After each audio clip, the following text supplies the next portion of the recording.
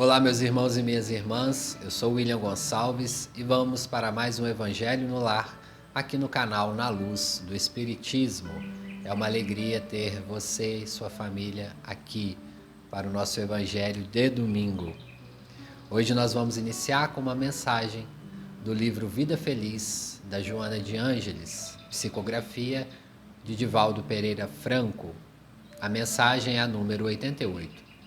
Ninguém resolverá os teus problemas, se não te dispuseres a enfrentá-los e solucioná-los. Encontrarás quem te empreste alguma soma, a fim de resgatares uma dívida. Entretanto, o débito permanece, havendo somente mudança de credor. O amigo pode tornar-se um sirineu junto a ti, mas a cruz é pessoal, e cada criatura tem o dever de conduzi-la até o seu calvário libertador. Dessa forma, não sobrecarregues os teus afeiçoados com as tuas queixas, reclamações e problemas. Busca equacionar, os teus problemas um de cada vez até vencê-los todos. Pessoal, hoje eu vou pedir para vocês uma ajuda, para quem puder e quiser, para uma instituição na minha cidade natal, Leopoldina, Minas Gerais, que chama Casa Lar. É uma instituição que abriga crianças e adolescentes que estão passando ou por um período de transição de lar ou de adoção, ou que perderam os pais por algum motivo, e eles estão muito necessitados financeiramente e também de material. Caso você more aqui na região, você pode doar tanto produtos de alimentação, de higiene pessoal, e se você mora em outro estado, outra cidade, você pode também fazer uma doação de qualquer valor. Eu vou deixar para vocês um comentário fixado aqui. Também vou deixar lá na comunidade a conta deles. Se vocês quiserem, puderem doar qualquer quantia. E eu fui lá conhecer a instituição pessoalmente para publicar aqui no canal. Eles são muito sérios, estão realmente necessitando de qualquer ajuda para que eles possam continuar mantendo a casa. Infelizmente, na atualidade, eles estão sem um convênio com a prefeitura municipal, então o setor financeiro deles estão bem prejudicados, e a gente agradece aí a cada um de vocês. Bom, vamos aí preparando o nosso copo com água, a nossa jarra, se for família, mentalizando o nosso Mestre Jesus, pedindo a Ele que esteja entre nós neste Evangelho, abençoando cada um que vai ouvir, que vai receber um pouco desses ensinamentos, e que Jesus também possa nos intuir. Vamos para a nossa leitura. Hoje nós vamos ler o capítulo 15, Fora da Caridade não há salvação. Nós vamos ler o item 2 e o item 3, quem quiser acompanhar aí de casa. O item 2 vai dizer o seguinte: levantou um homem perto de Jesus, e ele era um doutor da lei. E meio que para tentar Jesus, ele falou assim: mestre, o que eu preciso fazer para possuir a vida eterna? Jesus lhe respondeu com a maior tranquilidade: o que está escrito na lei? O que você lê nela? E ele respondeu a Jesus: amarás o Senhor teu Deus de todo o teu coração, de toda a tua alma, com todas as suas forças e de todo o teu espírito, e ao teu próximo como a ti mesmo. Jesus então lhe respondeu: muito bem, faça isso e viverás. Mas o homem não se deu por satisfeito. Querendo ainda parecer que era justo, ele disse a Jesus: mestre, então quem é o meu próximo? Jesus, tomando a palavra, lhe disse: um homem descia de Jerusalém para Jericó, e esse homem caiu em poder de alguns ladrões, que o bateram até que ele ficasse totalmente ferido. Roubaram tudo o que ele tinha e se foram, deixando ele quase morto. Aconteceu depois que um sacerdote, descendo pela mesma estrada, viu ele caído e foi embora, passou adiante. Um levita, que também veio e estava passando por aquele lugar, tendo observado que o homem estava ali caído, fez igual o outro, passou adiante. Mas Um samaritano que viajava, chegando ao lugar aonde havia passado aqueles outros dois, viu aquele homem caído. E naquele momento ele foi tocado de compaixão. Aproximou-se dele, deitou-lhe óleo e vinho nas feridas e pensou.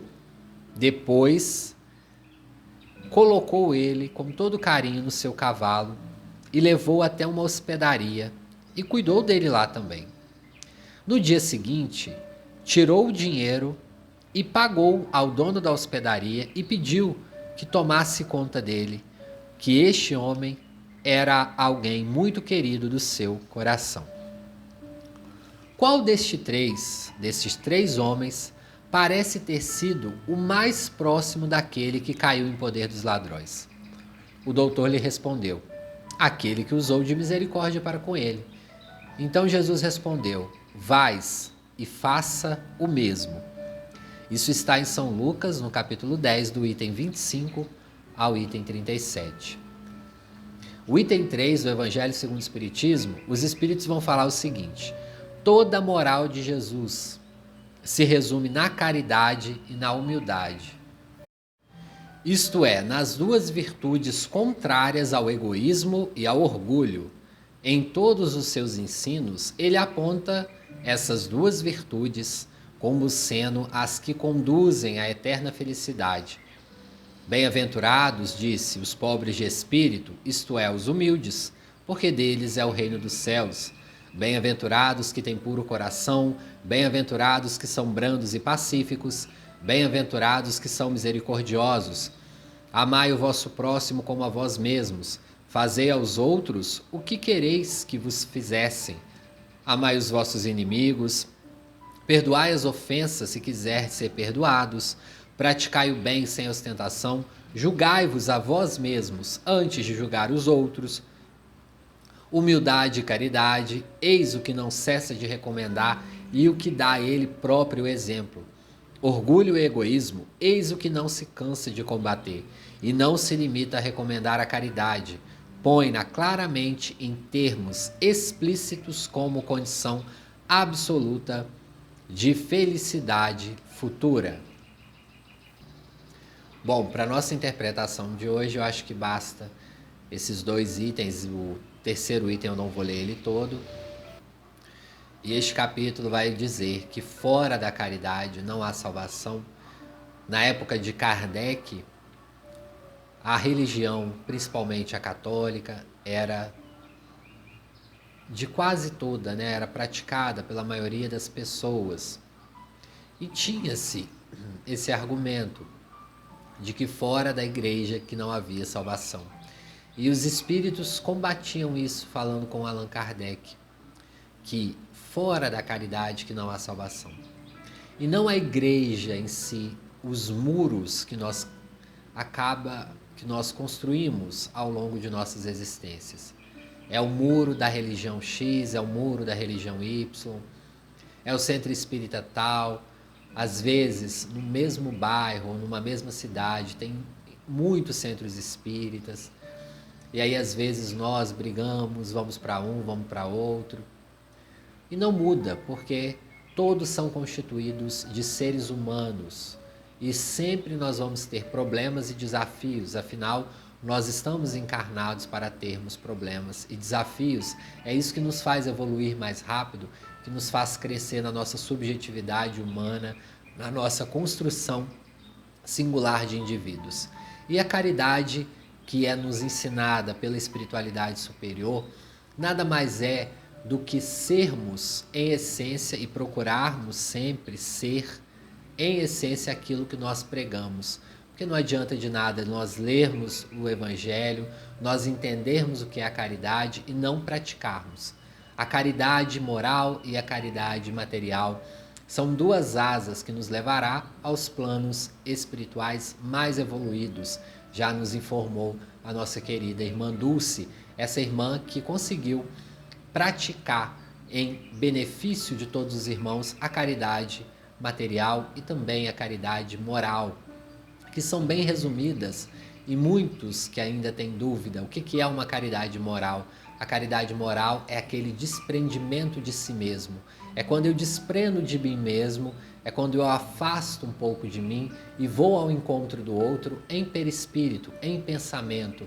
Às vezes eu não consigo socorrer o meu irmão imediatamente com algo material que ele necessite, mas eu posso socorrer ele com um passe, com uma oração, com uma vibração à distância. Às vezes é um ente querido, um amigo, um vizinho que está no hospital, que nós não podemos visitar por inúmeros fatores. Nós podemos naquele momento enviar uma prece, pedir à espiritualidade que esteja junto com ele, auxiliando ali aos enfermeiros, aos técnicos de enfermagem, aos médicos, à equipe que ali está encarnada ou desencarnada, pedindo um amparo a Jesus. É quando nós vemos um irmão em necessidade material, mas nós não conseguimos ajudá-lo, nós pedimos ao Mestre e a Deus, ao Mestre Jesus e a Deus, que possa intuir alguém com uma melhor condição financeira para ajudá-los. E a caridade moral também é quando nós explanamos o bem, quando nós falamos das verdades eternas, da espiritualidade, do conhecimento espírita que salva tantas pessoas, do Consolador prometido. Entender e compreender que somos eternos, que este corpo é apenas uma veste, que teremos quantos corpos forem necessários ao longo dos milênios para nos reajustarmos com as leis divinas, que incorporaremos, ou seja, renasceremos cada vez mais para reajustarmos um passado delituoso.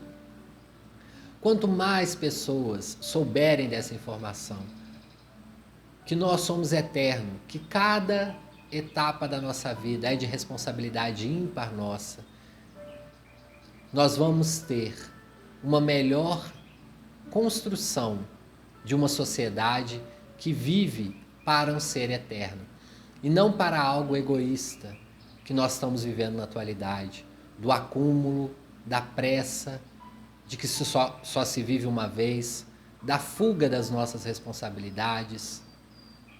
Quanto mais pessoas souberem disso, sem imposição, nós não precisamos impor nada a ninguém, mas nunca negarmos o que somos e o que acreditamos, porque isso pode salvar muitas pessoas. Quantas pessoas que entram às vezes no centro espírita ou vai assistir uma palestra online desacreditada na vida, na sua existência, e com uma palavra a espiritualidade que está ali toca naquela pessoa e a transforma, e ela muda completamente de vida. Isso ocorre também em outras religiões. A espiritualidade usa dos instrumentos possíveis para chegar até nós. A caridade moral, em suma, seria isso, nos desprendermos. Conta-se que Francisco de Assis, quando aproximava-se a data da sua desencarnação, meio que por intuição, ele havia começado a perceber que não estava longe a sua partida para o plano espiritual. E ele tinha uma pessoa que ele amava muito na Terra, que era Clara, uma irmã espiritual que ajudou ele muito naquela etapa evolutiva, no qual ele estava vestindo a roupa de Francisco de Assis, esse espírito iluminado. Francisco, vendo se aproximar essa data, grande angústia somou a ele. Ele que tinha largado tudo para seguir Jesus. Ele tinha se desprendido dos bens terrenos. Ele havia saído nu de casa, deixando para trás qualquer denário ou moeda. Deixou a sua religião e, no ímpeto amoroso, ele ouviu as palavras do mestre dizendo: Francisco, vai e reconstrói a minha igreja. Ele entendeu que aquela reconstrução era uma igreja de pedra no primeiro momento. No segundo momento, ele compreendia que, na verdade, a restauração da igreja era uma igreja interna e única, espiritual. Caía a ficha de Francisco de Assis. Ele forma uma ordem, atrai seguidores, em busca daquele desprendimento de corpo e alma. Francisco, que havia nascido em meio de uma família de grande fortuna naquela época, de grandes benefícios terrenos. Talvez aquilo para ele era uma prova angustiosa e ele se desprendeu porque para ele buscar a espiritualidade seria melhor quando ele se desprendesse disso. Abandonou a igreja, que naquela época fazia diferença. À frente sentava-se os ricos e os que tinham nome na sociedade. Do meio para trás sentava-se as pessoas mais pobres e ao final sentava-se as pessoas em situação de rua, aquelas que não tinham onde morar. Francisco, observando aquilo, e não gostava, não aceitava essa distinção. Por que dentro da casa do Pai de Deus havia uma distinção por dinheiro? Ele vai e segue a sua vida com a sua nova ordem, a ordem franciscana, que até hoje é uma egrégora muito forte no plano espiritual. Mas, aproximando-se a data do seu desencarne, essa angústia assoma ao coração de Francisco. O que ele precisava fazer ainda para se livrar dessa angústia? O que ele ainda não tinha feito? Francisco vai então até o convento onde Clara estava, ele e mais alguns companheiros de sua ordem, e pede para chamar ela. Chegando perto de Clara, ela, na sua doçura, porém sempre enérgica nos seus atos, diz para ele: "Olá, Pai Francisco." Carinhosamente ela chamava-o de pai. "O que te traz até aqui?" E ele, meio que sem graça, mas grato e feliz por vê-la, fala: "Minha filha, eu sinto que devo partir dessa terra em breve, mas ainda há uma angústia que me cerca os pensamentos e o coração." E ela fala: "Pai, eu sei o que te angustia o seu coração. Você ainda é muito apegado." Francisco, naquele momento, tem um choque de realidade. No seu coração ainda humano, fica com uma leve ponta de raiva da nossa irmã Clara. E ele fala: "Mas como assim? Eu já me desapeguei de tudo. As minhas roupas são simples. Eu me alimento do que a natureza dá. O que eu ainda preciso me desapegar?" E Clara fala com ele: "Pai, você foi caridoso para com todos, para com os animais, para com os irmãos que chegavam até a sua ordem. Mas você se apegou à ordem. Você ainda está apegado. Tem medo de morrer e não sabe o que as pessoas que vão ficar irá fazer com ela. Desapegue-se neste momento do que você construiu." Subitamente, Francisco, nosso irmão Francisco, teve um choque de realidade.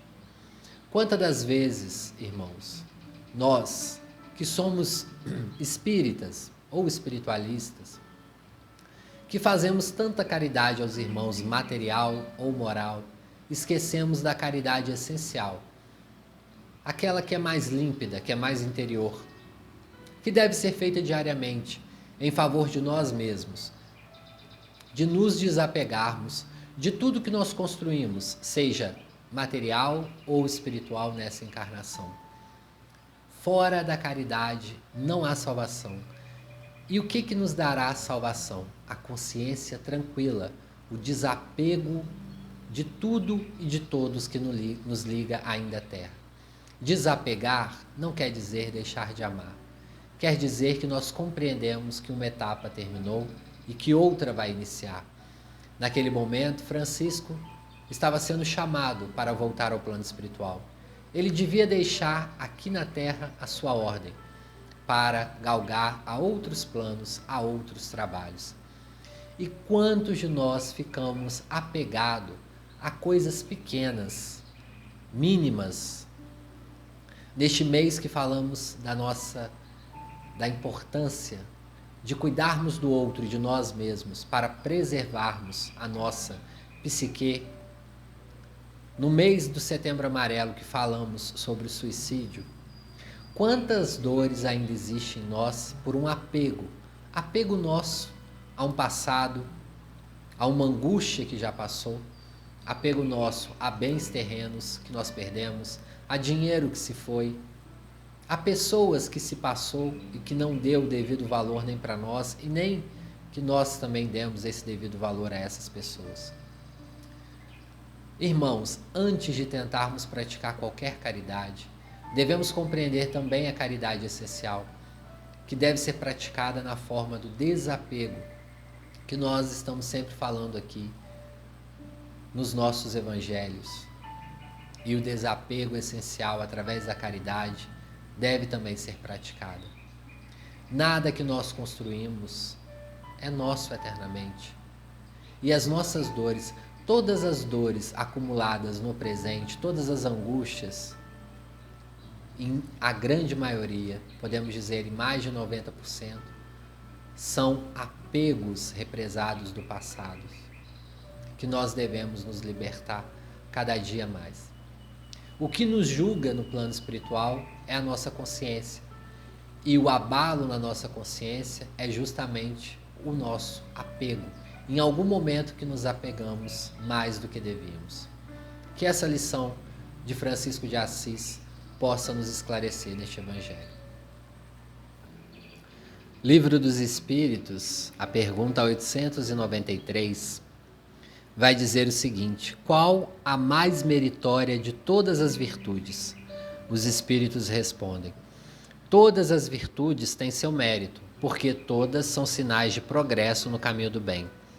Há virtude sempre que há resistência voluntária ao arrastamento dos maus pendores, mas a sublimidade da virtude consiste no sacrifício do interesse pessoal pelo bem do próximo, sem segundas intenções. A mais meritória é a que se baseia na mais desinteressada caridade.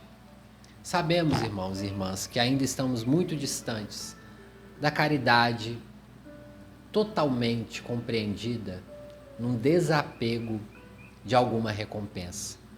Muitos ainda fazem e exercem a caridade apegados a uma melhor estabilidade espiritual.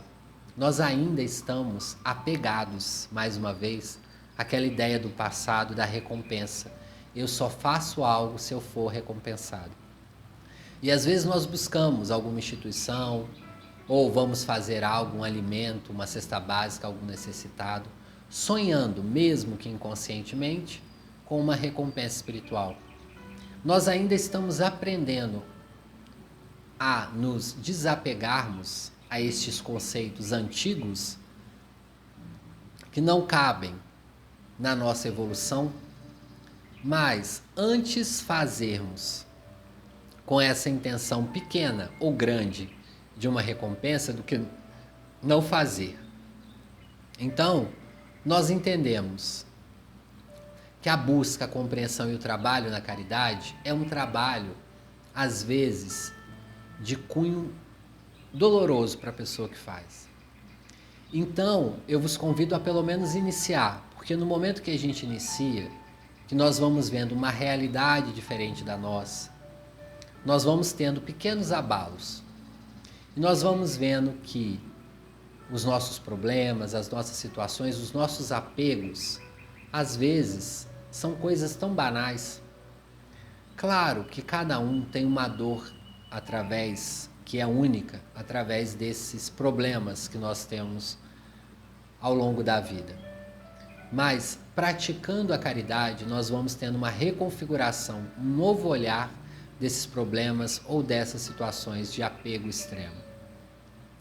Que possamos ainda trabalhar na caridade, muitas das vezes, que possamos ainda ter muitas oportunidades, que Jesus possa nos dar essa oportunidade cada dia mais, para que possamos também aprender a desapegar dessas pequenas recompensas, dessas ilusões que nós mesmos criamos.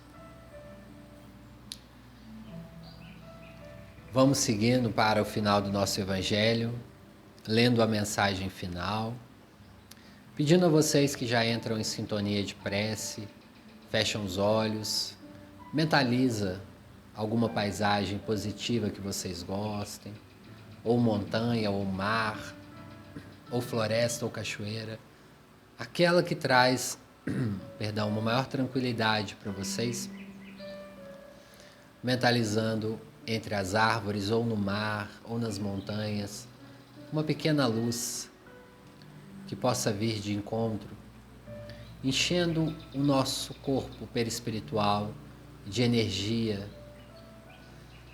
para que possamos também sair um pouco mais reenergizados deste momento de prece, de evangelho, pedindo também a fluidificação da água de vocês, que vocês vão beber daqui a pouco. A mensagem hoje chama vizinhos. Ampare os vizinhos sem ser indiscreto. Discrição também é caridade. Cultue a gentileza na vizinhança. Ajude a todos aqueles que lhe partilham a estrada, para que alguém ajude você nas horas difíceis. Respeite as ocorrências alegres ou infelizes que afetem os lares próximos. Incêndio na casa do vizinho é ameaça de fogo na sua própria casa. Desfaça qualquer incompreensão entre você e os irmãos do ambiente em que vive. Todo vizinho pode ser bom, se você cultivar a bondade para com ele. Compreenda os problemas e as dificuldades de quantos caminham ao seu lado. Os familiares são parentes de sangue, mas os vizinhos são parentes do coração. Emmanuel, do livro Estude e Viva.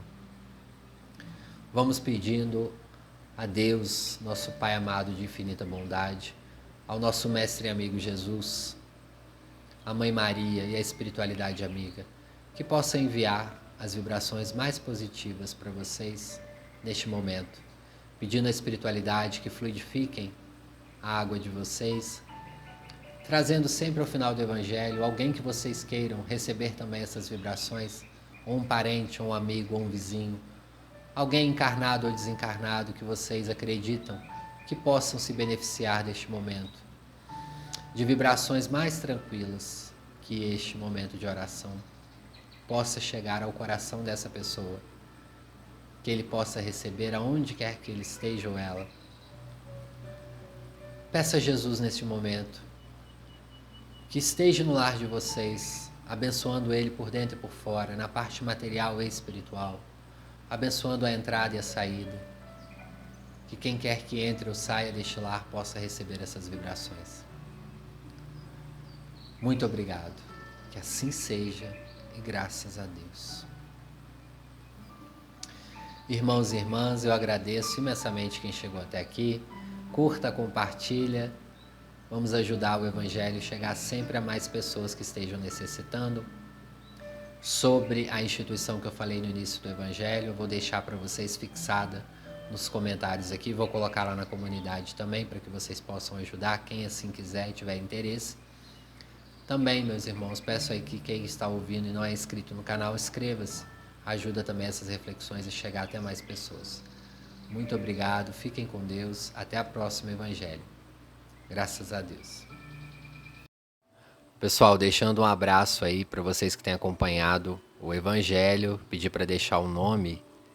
Nós vamos falar agora, mandando um abraço. Desculpa se eu pronunciar algum nome errado. André Luiz Oliveira, de Campinas, em São Paulo. A Marielza Santos, Macau, do Rio Grande do Norte, a cidade, né, de Macau, lá no Rio Grande do Norte, um abraço. O Rogério Farias e Ivanda, a sua esposa, um abraço aí. A Lisandre Hausen, Gabi ou Gabe. A Raimunda Francisca da Conceição. Glória Graceski, de Massachusetts, e a Silvia Bastos, de São Paulo, capital. Pessoal, deixa aí o nome completo de vocês, a cidade, que a gente vai mandando um abraço aí no Evangelho. Até o próximo, graças a Deus.